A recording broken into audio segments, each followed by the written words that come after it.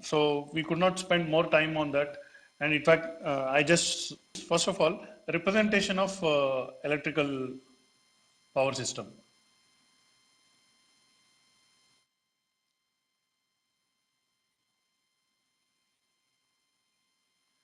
And for representation of power system, what we use is called as a single line diagram.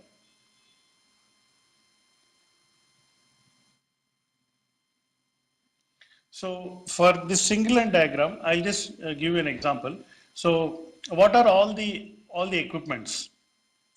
So you see electrical equipments. So you can categorize into, let's say, energy,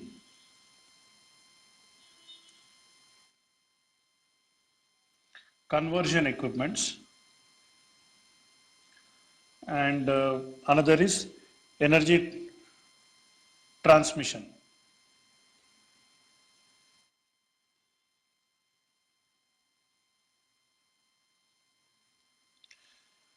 So either you can convert the energy or you can transmit the energy from one place to the other place.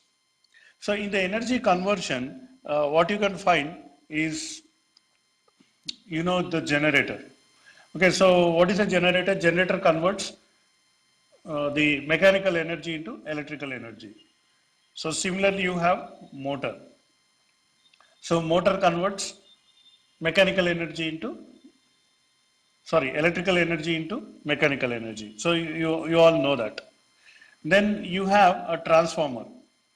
I am writing T by F. So this is transformer. So again, you know about this transformer. You might have studied it in some previous classes. That is, transformer transforms the voltage levels. So from low voltage to high voltage you can go, or high voltage to low voltage you can go. So that is the transformer. Another kind of conversion devices is what is known as power electronic devices. So I'm writing PE, that is power electronic devices. Again, you might have heard about these power electronic devices, something like rectifiers, inverters, so converters, STATCOM, and various fax devices, and so on. So they are also doing energy conversion. So maybe they are converting, of course, the input is electrical, output is also electrical, but they are converting into different characteristics. So AC to DC, DC to AC, and so on. So these are some of the conversion devices. You can also list your load also. So of course, the motor itself is a load, but then you can consider something like lighting load, or different kinds of resistance load or electrical load, capacitance, inductance, that kind of load. So these are all energy conversion devices. So what you have in the energy transmission device? So transmission means moving the electrical energy from one place to the other place.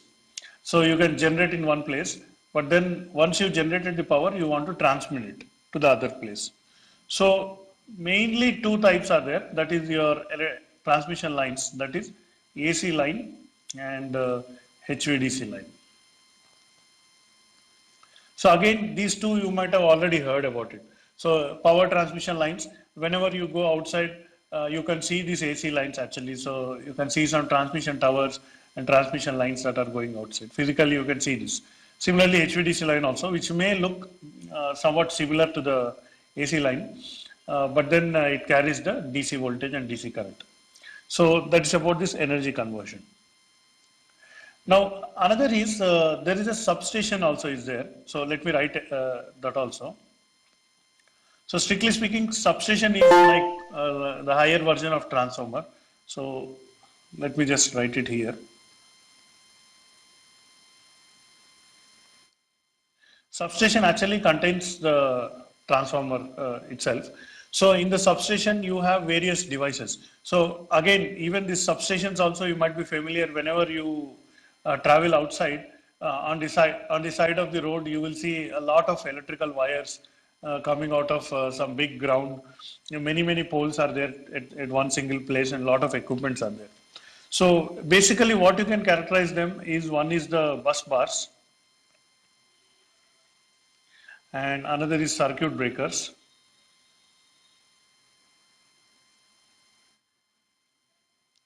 and isolators.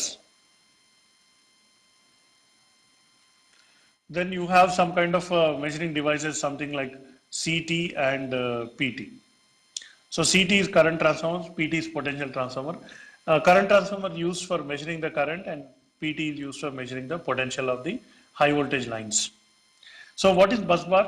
So bus bar is like a common connection point for connecting the multiple transmission lines, or multiple, like incoming of the transformers or outgoing of the transformers. So these are basically connection points. Circuit breakers, as the name indicates, it can break a circuit. So whenever there is a electrical fault in the substation or outside in the field, so for example, a tree falling on a transmission line, then it will create a short circuit, and as a result of the short circuit, very high current will flow. Then the circuit breaker will operate and open this one. So you will also have something called as relays. So relay is something which is monitoring the parameters like voltages and currents and all. And based on the settings in the relay, if the relay setting is exceeded, then it will send a trip command to the circuit breaker. Then the circuit breaker will open the contacts. So when circuit breaker opens the contact, it is called trip. So it tripping the circuit. So these are roughly the various electrical equipments. Of course, there may be multiple other types of equipments which I am not covering in this. These are broadly the main types of equipments. So again, you can further characterize. See, the generator can be AC generator or DC generator. So what is the AC generator? So you can have a synchronous machine, or you can have induction machine, induction generators are can be there. Similarly, DC machines also, you know. Similar motor also, you find AC and DC type. So of course, transformers you have only AC. So like different, even load you can have a AC load and a DC load, and various other. You can develop actually subcategories out of it. So power electronic devices, there are like various kinds of power electronic devices. I have just characterized as one single power electronic device. Okay, so why these are the electrical equipment, just only the uh, basic classification I have given. Now, in this course, what we want to focus is mainly on subset of this, not everything. So, for example, I'll just mark it.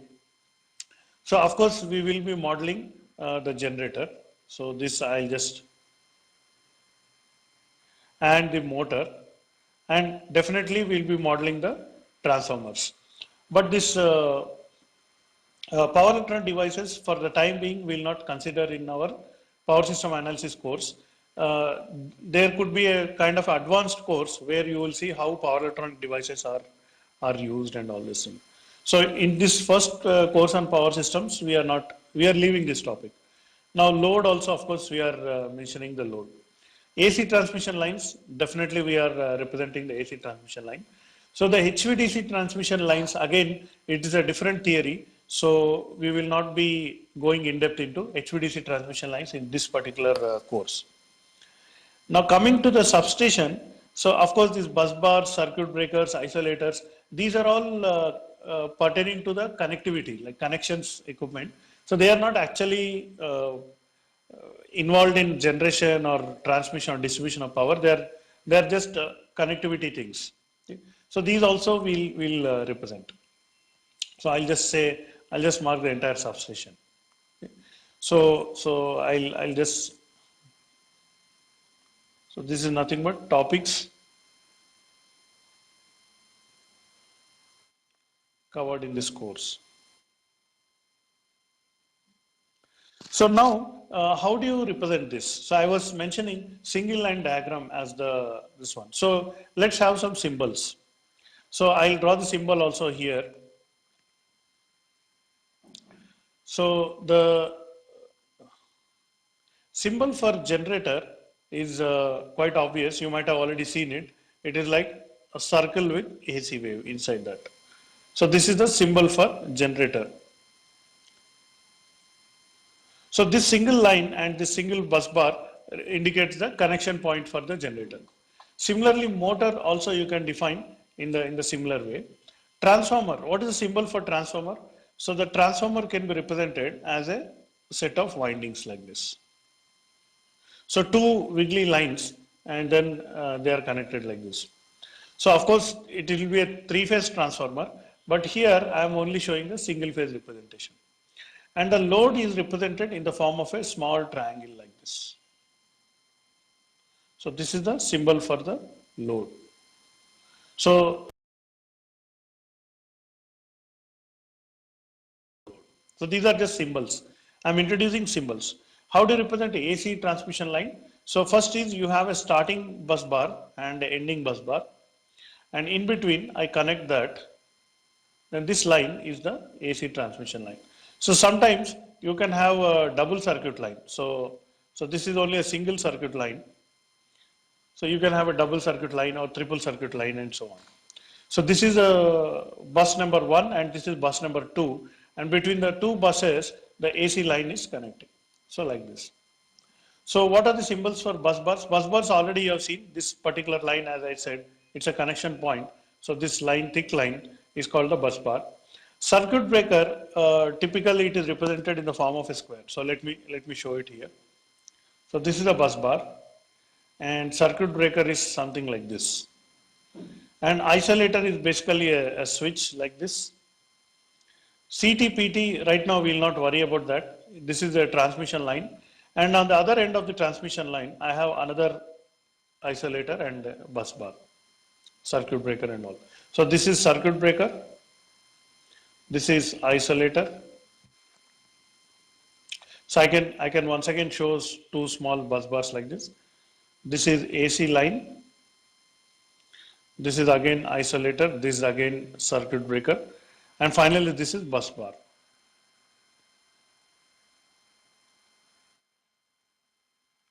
So bus bar. So I hope now you are familiar with the this one. So if I want to extend the example further, so I can give a generator here and I can give a load here. So immediately you can see the picture is clear. So a power is being generated at this end. So the other end of the generator I can ground it, and the power generated is kept on this bus bar. From there is a circuit breaker, isolator. If these two are close position, then the power can flow directly to this bus bar. Then power will enter into the AC line and it goes to the other end, and finally it goes to the load. So this is a simple, a very simple system with two bus bars. So you can have a very complicated system. So for example, example of a 5-bus power system.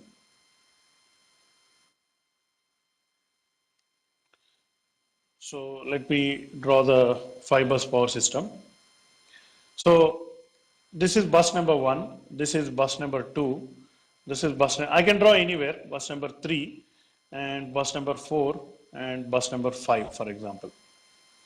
Now I'll give the numbering. So this is 1, 2, 3, 4, 5. Now, once we have the 5 independent buses, so these may be 5 different cities. So the distance may be 50 kilometers or 100 kilometers. They may be very geographically very far away cities.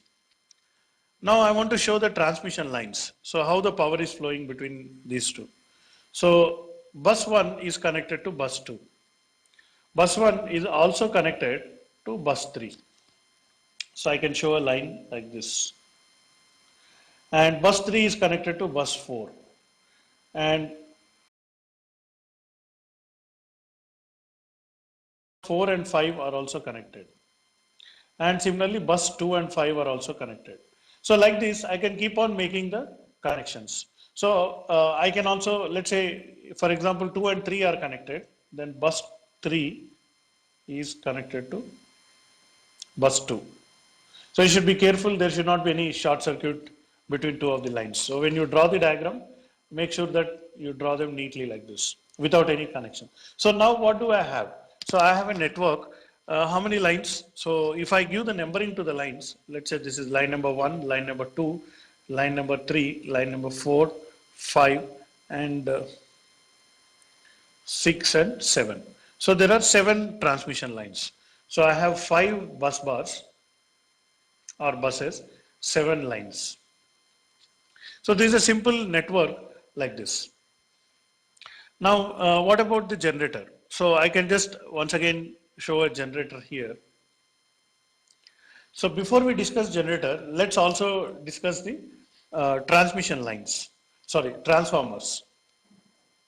So usually what happens, the voltage that you are generating may be at a different level. So I'll just give a transformer here and another transformer here and another transformer here.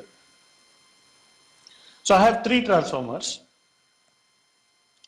So which are connected to this one. So as a result, I am getting 3 more bus bars. Okay, so now it has become an 8 bus system. So let's modify this to 8 bus system. So there is a generator here, there is another generator here, and there is another generator here. So let's call this G1, G2, G3. Similarly, let's call this transformer T1, T2, and T3. So slowly we are building a power system like this. Okay, so I have 3 generators and then 3 transformers. So this is the network coming like this. So what about the loads? So I can show load here. Now the load itself also can have a step down transformer. Typically you generate the power and step up the voltage, and then you have a high voltage network of 5 buses, and then the power is flowing, and then finally there is a when you are consuming, there is a step down transformer, you are stepping down. So but for simplicity I am not showing the transformer, I am directly showing the load. So let's call it L1 and let's put another load here. This let's call it L2. Now the load can be anywhere actually. So it can be at bus 1 also. So let's say I indicate another load here, L3. So 3 loads are there. L1 is a load, L2 is a load, and L3 is a load. And 3 generators are there. So in fact, I'll add one more load. So just for the sake of clarity, I just add one more load here. Let's call it L4. So what do we have? 4 loads. So this is a simple example of a power system network. So just by using our basic symbols, I'm able to construct a single line diagram of a power system network. So this is a single line diagram.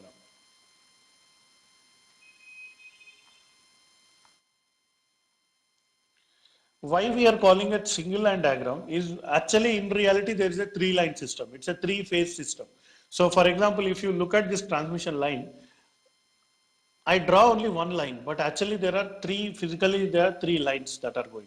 So in fact you can see this when you go out into again into the city, into the road, near to the road you can find there are poles are there, and on top of the poles you can find 3 lines all the time. 3 lines are going. So but here I show a single line because we assume that all 3 lines are symmetrical to each other, and all the 3 are same. So just I'll show for simplicity only one line. So that is an assumption. But practical power system, it may have 3 different lines may carry 3 different amounts of currents. So that is an unbalanced system. That also we are going to study. But for the time being, we are considering only the balanced system. So this is a representation. Now the question is how the power flows. So let me write down that also. So every bus will have a voltage. So I'm sorry, let me give the numbers. So I have 5 numbers here. So let's call this bus number 6, bus number 7, and bus number 8. So 8 bus system as I mentioned earlier. So every bus will have some voltage. Okay. So you can control the voltage of bus number 6 because there is a generator here. I can define how much voltage I want to generate. I can define it. But can you control the voltage of bus number 3? So because there is only no generator, only load here, you cannot control the voltage of bus number 3. Of course, you find that bus number 3 going to low voltage, then what you do?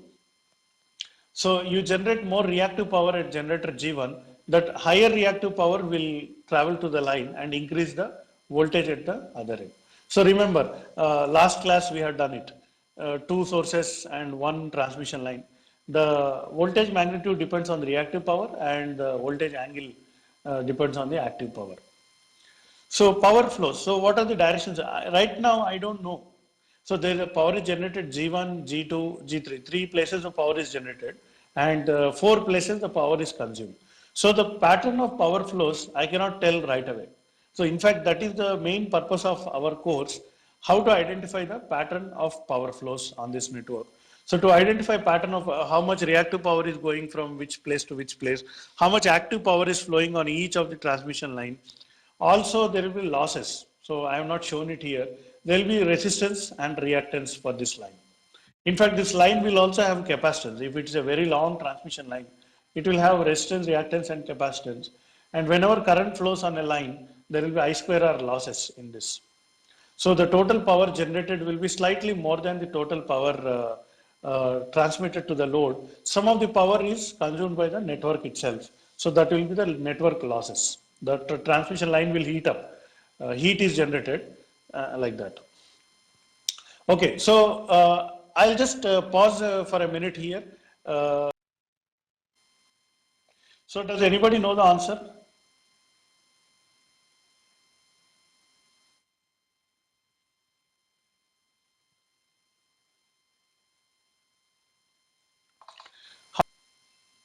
So approximately.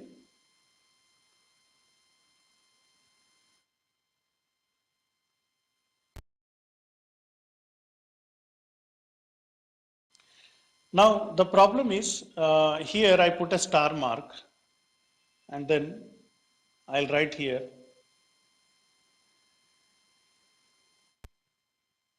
conditions apply. Okay, so what are the conditions? So I'm giving an answer approximately 2500 buses, but I'm saying conditions apply. So what are the conditions?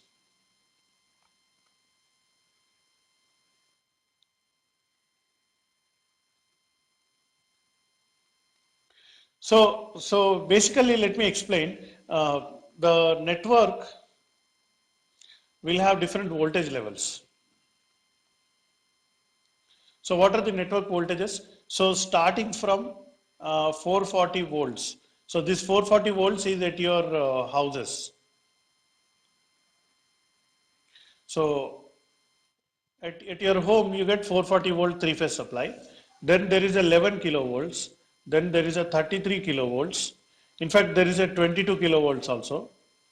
Then we have 66 kilovolts. Then we have 120, I think 121 kilovolts. Then we have 220 kilovolts. Then we have 400 kilovolts. And then we have 750 kilovolts. We also have 500.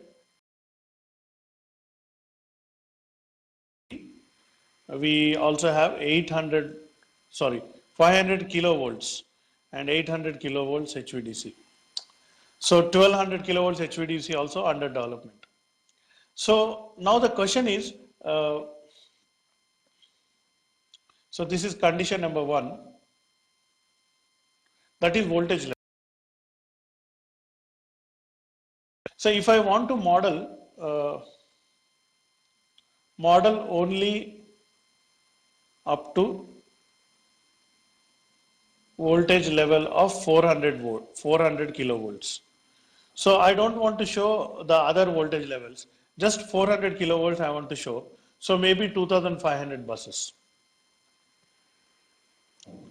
So or you want to go for voltage level up to 2000 kilovolts. So maybe you will have 15,000 buses. And you want to show also 33 kV. So maybe you have 1 lakh buses. So depending on your choice of your voltage level, the number of buses will be changing. So I hope that answers your question. So any other question? introduce per unit system. Last class we have just seen one example. Here I will show a slightly bigger example and we'll see how it works. So first, what I want to do is uh, step one is solve without using per unit system. So let me draw the circuit now. Now that you understand the electrical circuit single line diagram, so now I will draw a single line diagram for you. So this is a generator. Now the power generated is kept on this bus bar. Then there is a transformer.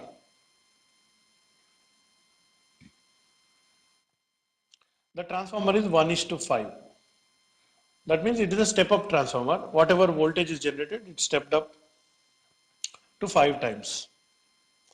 Then there is a transmission line. So this particular transmission line also has a resistance and inductance. So let's denote them as 1 plus J2 ohms. The resistance is 1 ohm and inductance is 2 ohms for this. Now at the receiving end, there is another simple transformer.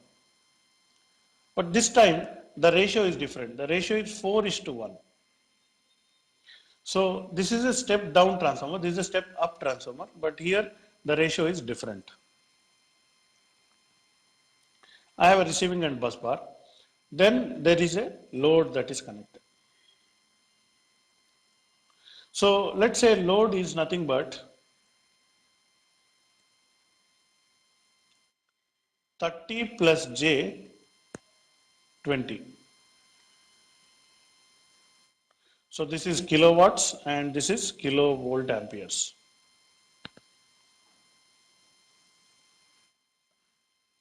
So before I move forward, I got another question from GITS.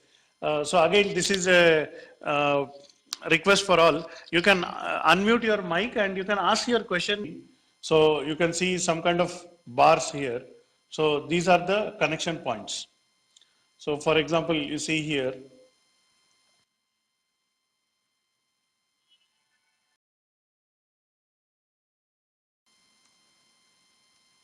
So you can see 3 horizontal bars here. So they are the bus bars. So for example. So similarly, I think in this picture you are able to see some bus bars. Of pictures of substations and equipments and all. So this is what we are trying to study. And this is the example of a single line diagram. So after the bus bars, they become a single line diagram like this. So any power system person should be able to understand these single line diagrams.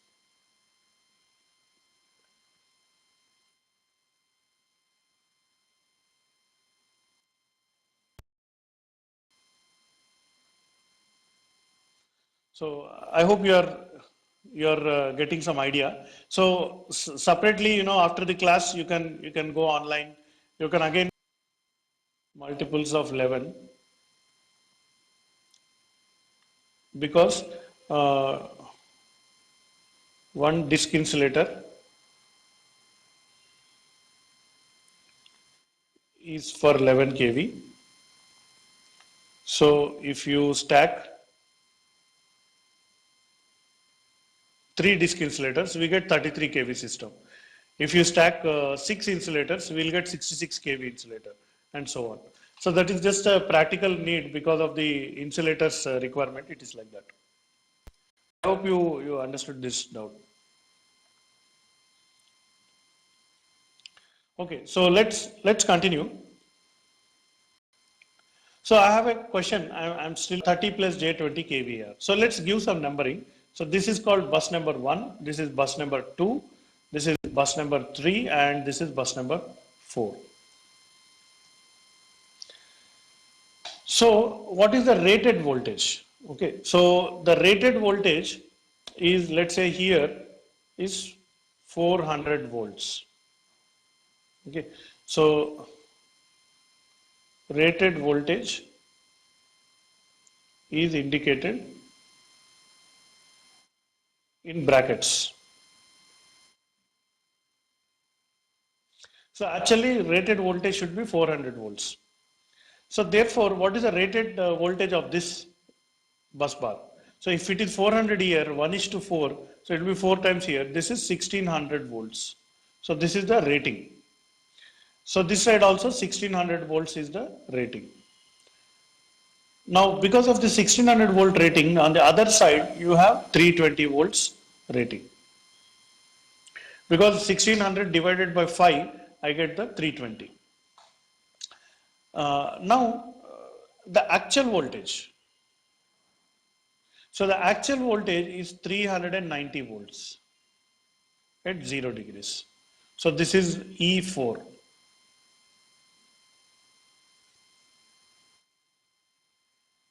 So E4 is voltage at 4 is nothing but 390 volts at 0 degree. But why 390? I am saying rated is 400 volts. So rated is what it is designed for. So actual voltage may be all the time plus or minus the rated voltage. It may be 390 volts, it may be 380 volts, it may be 410 volts or 420 volts. It may be any other voltage. This keeps on varying with respect to time. So at a particular time, when the load was 30 plus J20, the voltage is 390 volts. So now the question is, I'll also give some more information. The resistance of this transformer. Okay, so the resistance of the transformer is 0.5 plus J1.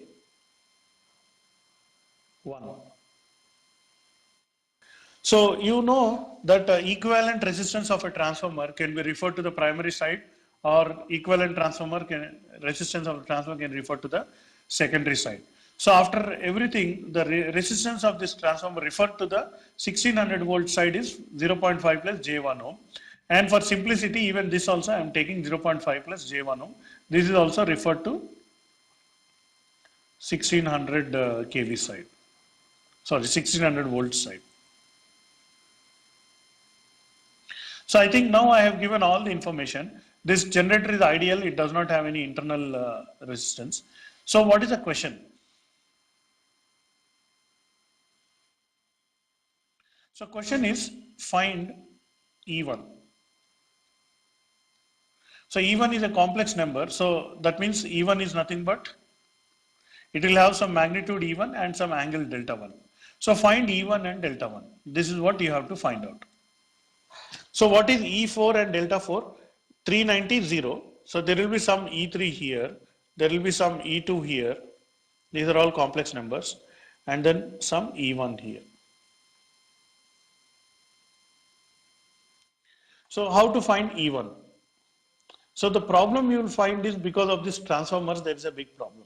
We will come to that. So I hope now you got the question completely understood. So just take a minute to understand the question. The objective is to find what is the E1. So how to find E1? First we have to find the entire current in throughout the circuit. And once you know the circuit current, then each voltage drop you have to find out and add it.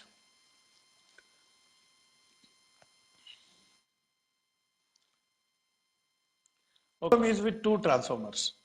See, because I cannot solve it as a circuit because of there is a step up, step down transformer. So I don't know how to consider that. So can you suggest how to solve this?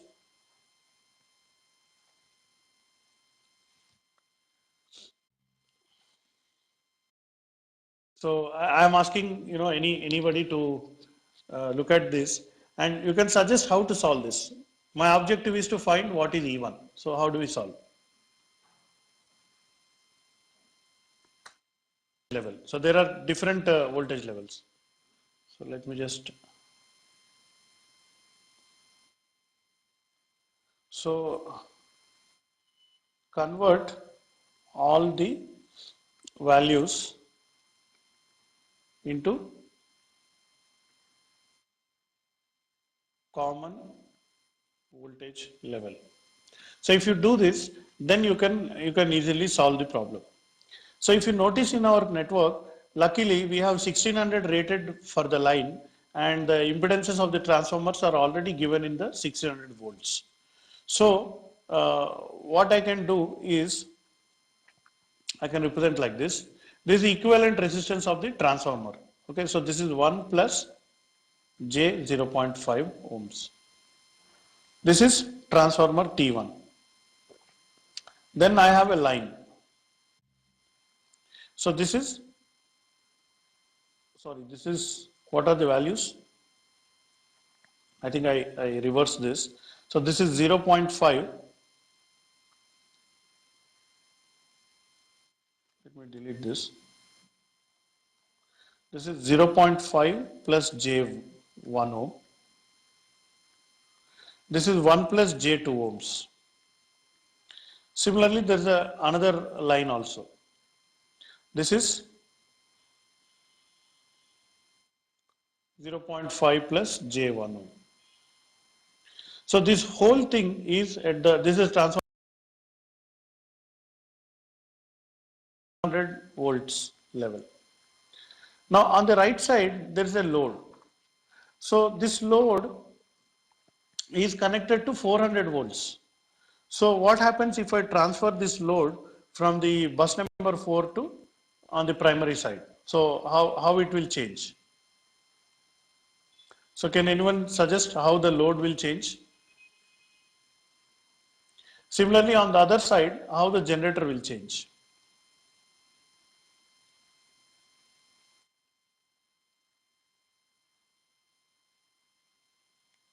Similarly, also this voltage. So this E4 is there. So I will indicate this as E4 dash. This is E3, this is E2, and this is E1 dash. So here I directly show the load. And here I directly show the generator. So this is my simple network. So what is E4 dash? It is nothing but E4 into 4. That is 390 0 degrees into 4. So how much is that?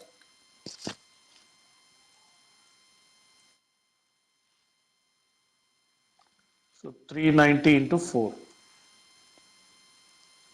So this is 1560 volts at 0 degrees. That is E4 dash.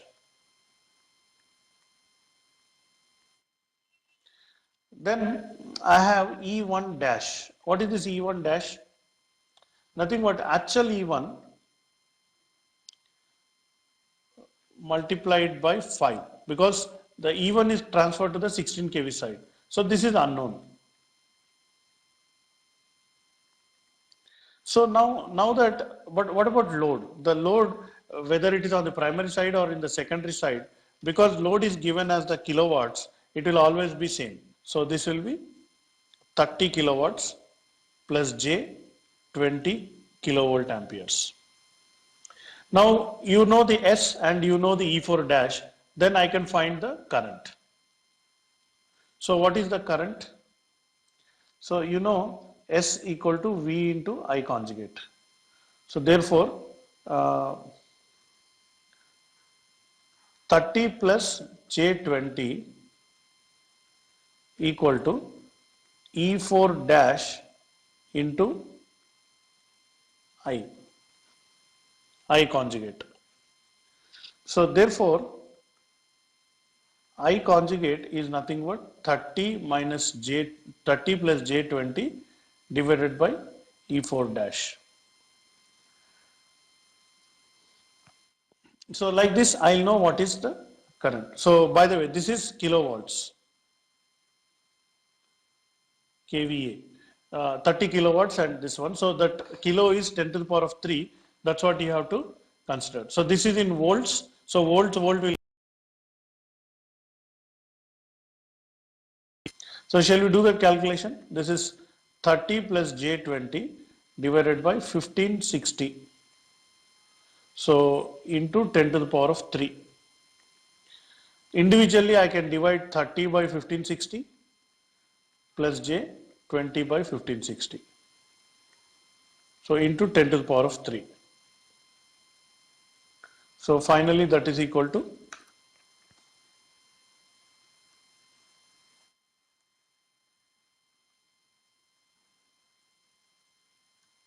I'm just writing the direct answer,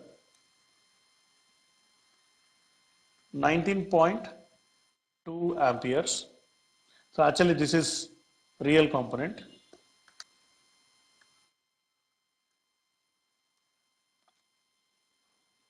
This is 12.8 J. This is amperes. So how do you convert this is the current. Now this is actually current conjugate. So what is the actual current? So actual current will be 19.2 minus J 12.8 amperes. So let me hide the options bar. Yeah. So now the current is this much. So from this current, I can express it in the form of a polar number. So how do you convert this 19.2 minus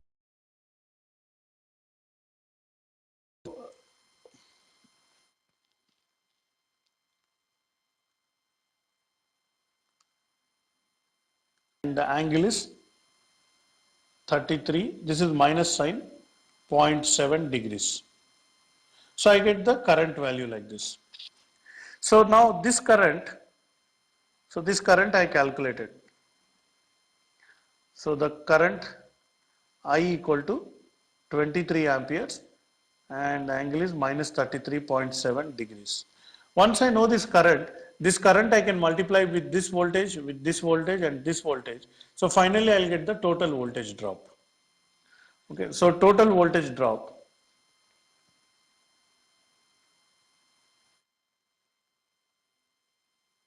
is nothing but this current into Z1 of the transformer plus Z line, impedance of the line plus Z2 of the transformer. So if I multiply these two, I'll get the total voltage drop. So what is Z1, Z line and Z2? Z1 is 0.5 plus J1, Z line is 1 plus J2 and Z2 is also 0.5 plus J1. So this total, it is J4 and this is 2. So 2 plus J4. So this is the total impedance. Now I multiply with I. So what is I? I already we calculated before. I can use polar form or rectangular form. So first of all, let's convert 2 plus, or in fact, I'll just simply use the same thing. 2 plus 4I and then IZ.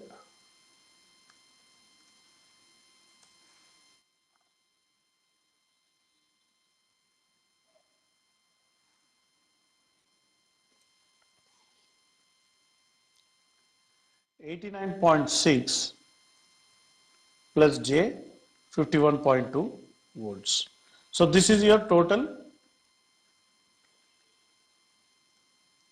voltage drop. So this total voltage drop, so how to get E1 dash is nothing but voltage drop plus E4 dash. So what is voltage drop? This one. So 89.6 plus J 51.2 plus E4 is 1560. We already calculated. Since the angle is 0, I can also write the J0 here. Now if I add this, I'll get the E1 dash. This is the sending end voltage. Okay, so 89.6 plus 1560. So here I'll get 1649.6 plus J 51.2.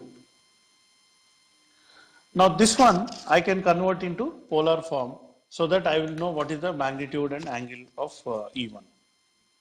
So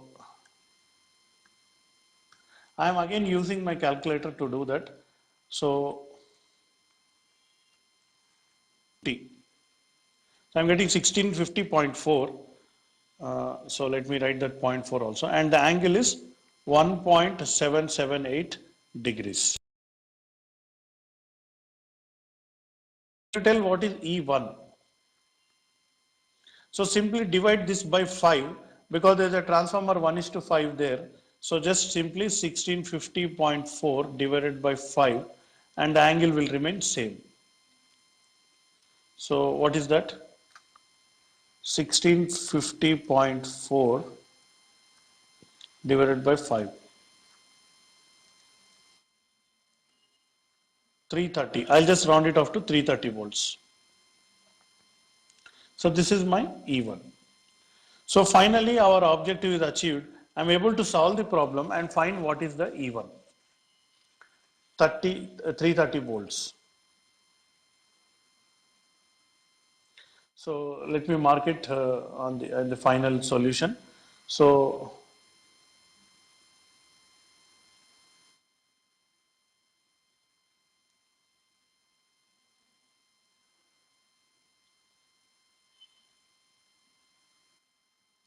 so far, let me summarize what I did. I have written down a circuit consisting of two transformers and one load, one generator, and so on, and different values are given. So without using the per unit system, I am able to find the solution of the first one. But you might have noticed it involves a lot of calculation. So a lot of conversion to a common voltage. So up to now, so far, any doubts you have, whatever I have explained, you can please ask. I'll wait 2-3 minutes. Any doubts you have, and then did this. Now, after this is done, let me open a new page.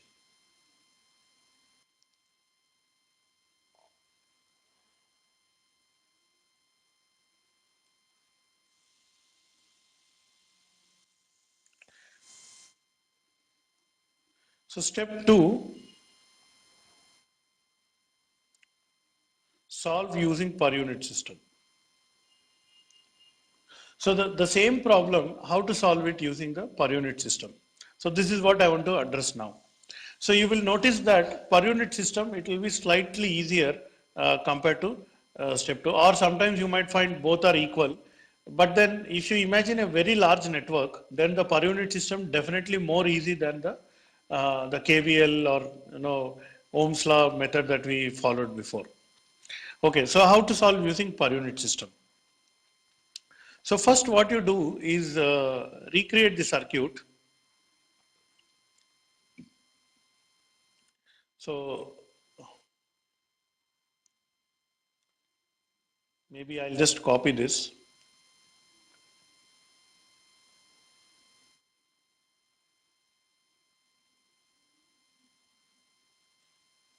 Different regions.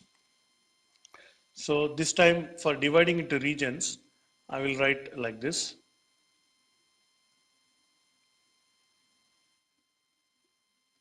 So this is region 1. Now because there is a transformer, everywhere there is a transformer, you have to separate the regions.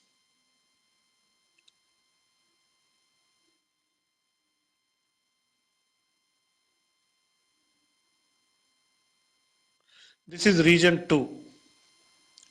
Similarly now,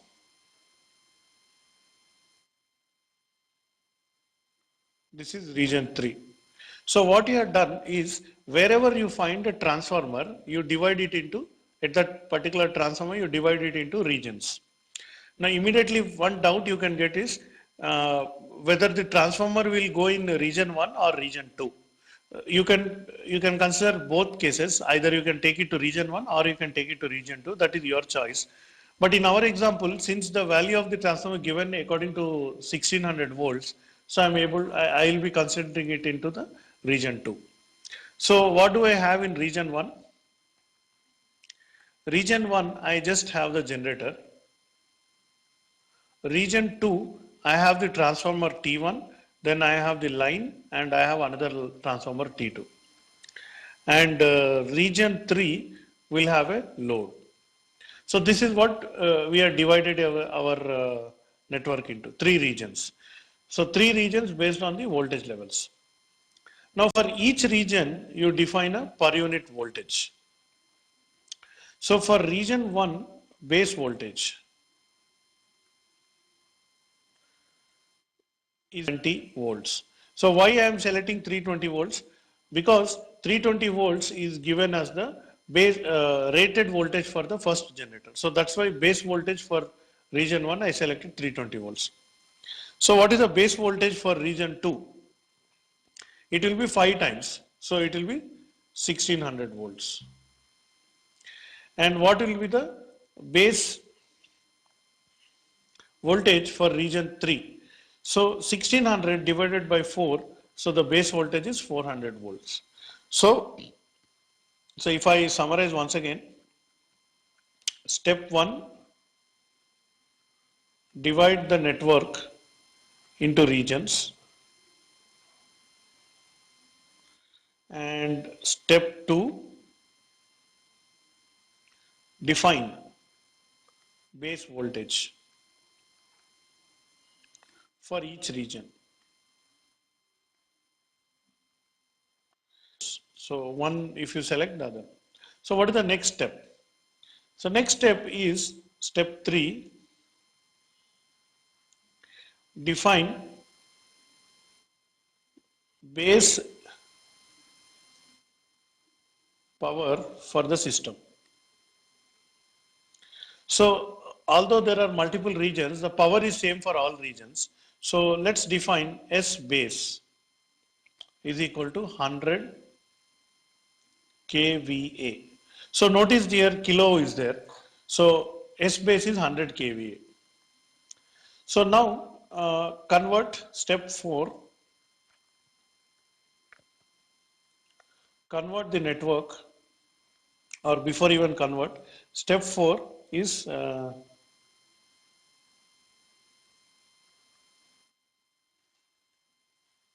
so calculate, sorry, just a minute, I base and Z base for each region. So by the way, if you are writing down the notes, no need to write down. Anyway, I'm sharing these notes with you. So please focus on your screen instead of wasting your time writing down the notes. Problem. So region 1, region 2, region 3. So S base is 100 kVA, same for all, 100 kVA, 100 kVA. So what is V base? Here it is 320 volts, here it is 1600 volts, and here it is 400 volts. So if I give two base quantities, then current base you can find out, and also Z base you can find out, impedance base. So what is the current base? Just divide these two. So 100 kVA divided by 320 volts. So notice that it is K is there. So let me just use my calculator to find that. Okay. So kilovolt amperes and kilovolts. So volts will cancel if I divide these two. So 100 divided by 320 into 10 to the power of 3, I'll get this. So let me write it here. 100 into 10 power.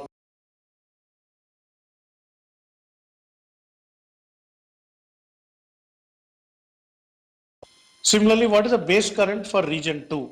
So for region 2, base current will be 100,000 divided by 1600. That will be 62.5 amperes. What is the base current for region 3? So 100 kV divided by 400. So here I will get 250 amperes. Now what is the base impedance? So impedance, how do you get? Just voltage divided by current, you will get the impedance. So V by I is Z. So in this case 320 divided by 312.5. So I'll get 1.024 ohms. So this is in ohms, this is in amperes, this is in volts.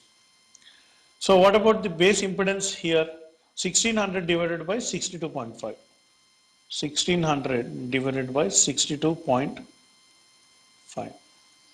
So I'll get 25.6 ohms. Similarly, 400 divided by 250. So this is 1.6 ohms. So step 4 is completed. So now I got the per unit system for each region. So for region 1, these are the base quantities. For region 2, these are the base quantities.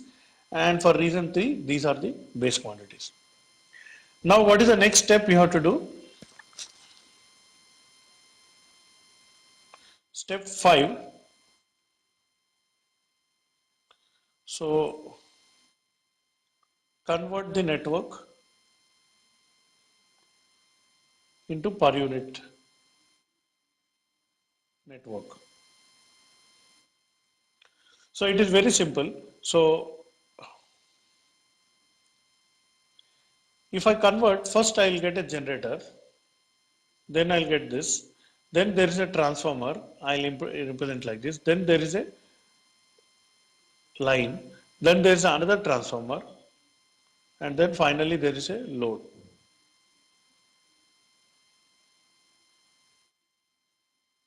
So first let me start from the extreme right. Let me draw the load neatly.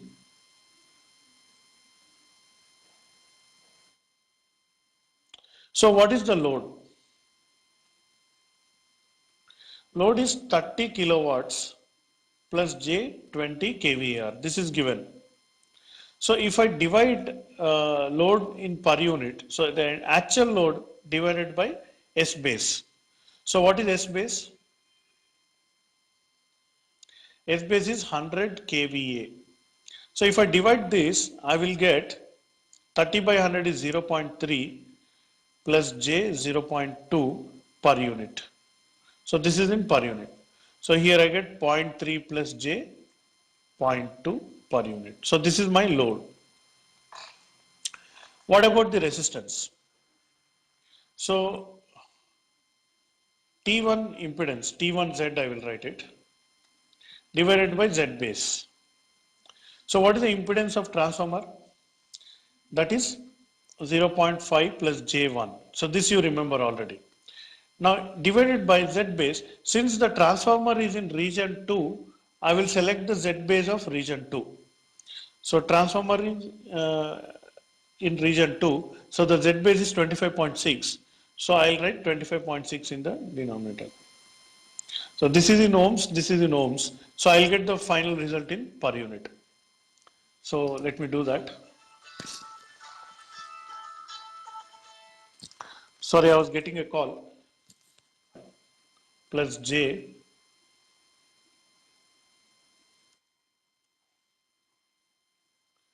0.039. So this is again in per unit. So this impedance I already converted, so I'll write it here 0.0195 plus J 0.039. Sorry, per unit. Now what is the per unit impedance of the transmission line? So Z line divided by Z base. So the impedance of transmission line is 1 plus J2 and the base impedance is 25.6 because it is in region 2. So both are in ohms. Ohms will cancel out each other. Then what do I get? So let me quickly calculate that. 1 plus J 0.078. So these are the values I am getting. So let me again put them in the diagram. 0.039 plus J 0.078. Similarly for the other transformer. If you notice the other transformer impedance is same and everything is same. The phase impedance is same. So this is just same as T1 is same as T2. So I'll just simply copy the same. To this one. So this is the impedance at this, sorry, the voltage at this bus, E4. So E4 in per unit is equal to actual E4 divided by V base. So what is 0 degree? This is given in the question. And what is the base voltage? The base voltage is 400 volts. Now if I do this division, then I get 390 divided by 400. 0.975 angle 0 degrees. So this is again in per unit, because the voltage will get cancelled out each other and I get the per unit. So let me go up and write it here, 0.975 0 degrees per unit. Now I have everything. Now I can find the current here and then I can find the drop, so that I can find the E1 per unit. So how to find the current? Just same formula, the S per unit divided by I. So current is equal to, so this is in per unit, uh, the S per unit divided by E4 per unit. So here the current conjugate you will get it, remember. So S per unit is what? 0.3 plus J 0.2. So divided by 0.975, angle 0 degrees. So I can simply ignore that 0 degrees. I can right away divide this. So let me do that calculation.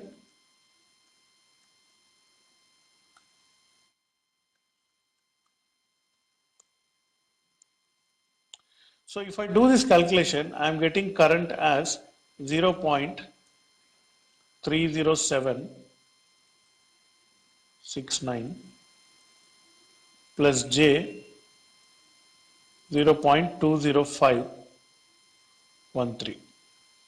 So this is my current in per unit. So for, if I want to actually know I per unit, I remove the plus sign, I replace it with a minus sign. So, and I will also convert into polar form. So let me do that.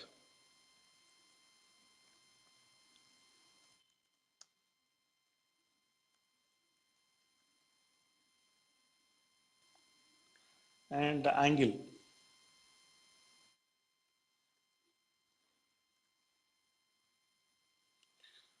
I'm just from 7 degrees.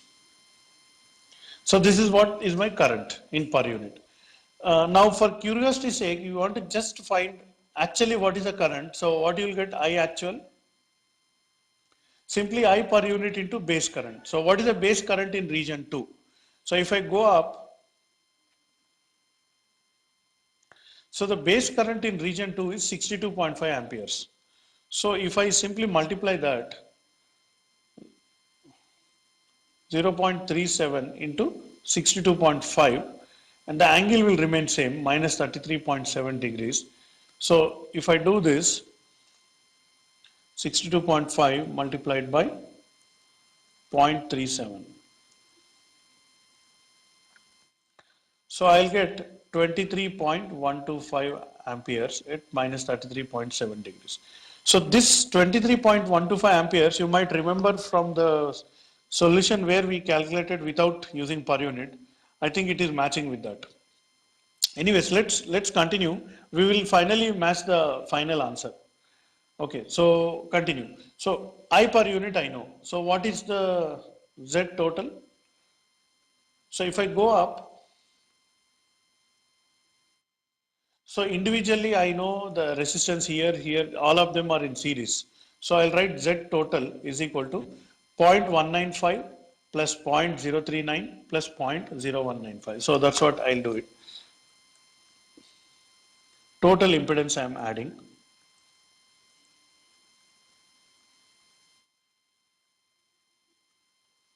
0.078 plus J. So I'll add 0.039 plus 0.078 plus 0.039.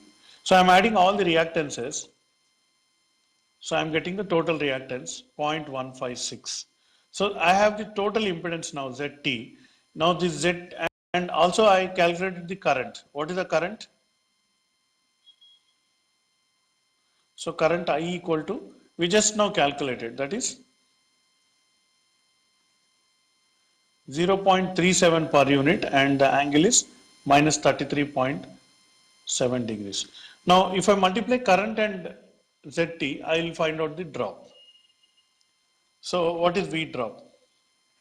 Z total I have already done. So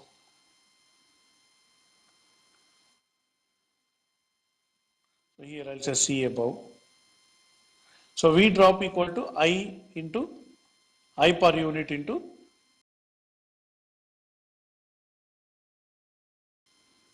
So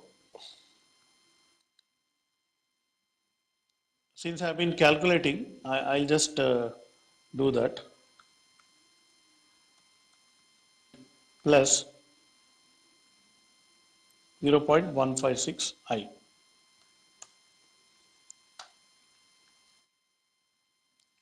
So the drop is 0.056 plus 0.032 J. Now to this drop, this is also in per unit. To this drop, if I add E4, so E1 per unit equal to V drop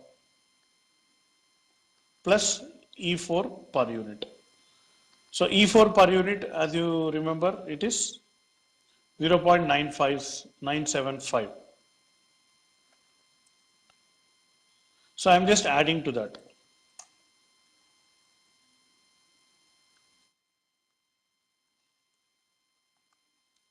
So I'll get 1.031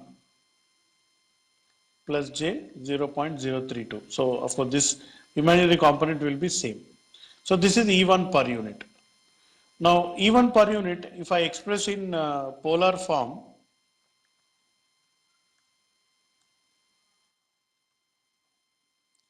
so I'll get the absolute value of E1 per unit, that is 1.03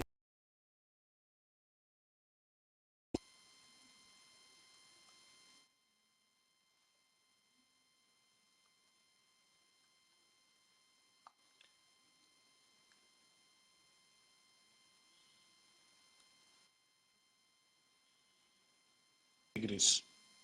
So this is in per unit. So how to get the actual E1? So nothing but E1 per unit into E1 base. So but where is the E1 per unit located? It is located in region 1.